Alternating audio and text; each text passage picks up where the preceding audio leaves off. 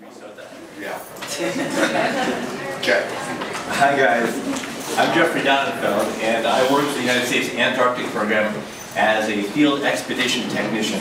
I'm going to be talking to you for 5 minutes about choosing Antarctica, or the frozen chosen, as we call ourselves down there. Antarctica is the highest, coldest, windiest, driest, and probably least Jewish desert in the world. It is actually a desert. It's really cold, not a hot desert at all. To get to Antarctica, we fly from, at times known in Jerusalem. Although Antarctica is a frozen desert, the Jews are no stranger to cold deserts. Here's some snow in Jerusalem that happened in 2013. We fly to Antarctica from Christchurch, New Zealand. Get to ride on this really amazing C-130 Hercules aircraft. Flies for about 6 hours over the ice and lands in the Pegasus ice runway on floating sea ice just outside of McMurdo.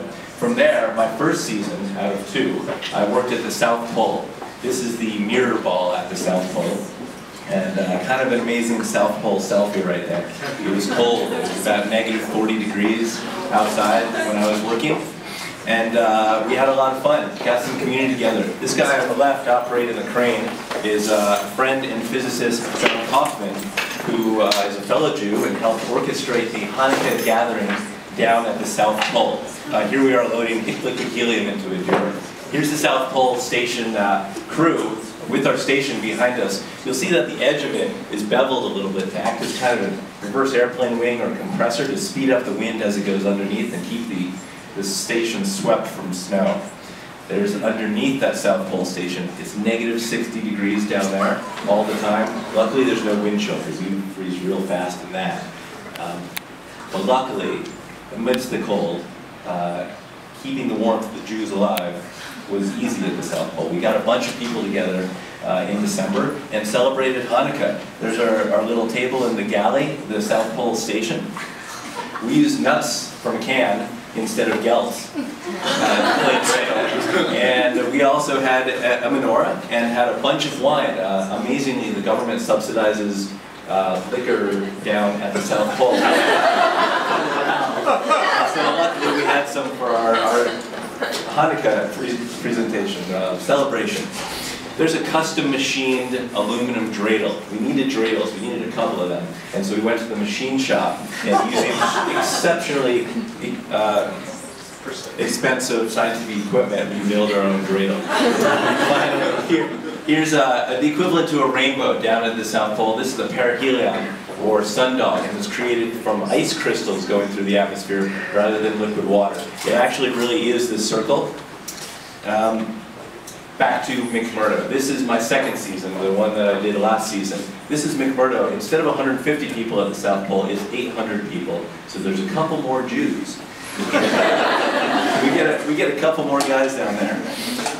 We got a bigger menorah, again, custom machined out of aluminum, and got to celebrate with some of our Air Force buddies, as well as the military chaplain who helped us every night celebrate. He was really, really great.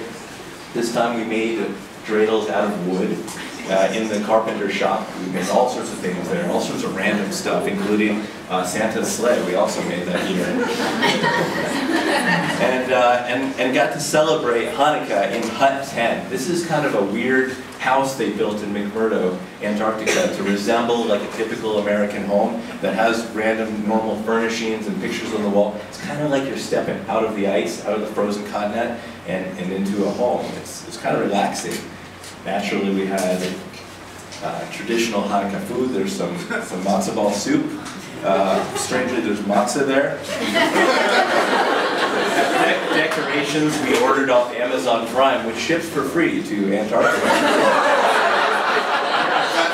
It's really great. I've done it myself to the South Pole. And of course, latkes that were made in the cafeteria there at the South Pole. Finally, the final picture of us lighting the menorahs. We, of course, had a couple of them and all got together and spread the warmth around on the frozen continent, which kept me warm because about 3 days after this picture was taken, I flew out to field camp to Waste Divide, where I lived in this tent on top of 3 miles of ice alone, -40 degrees for 2.5 weeks while I was working.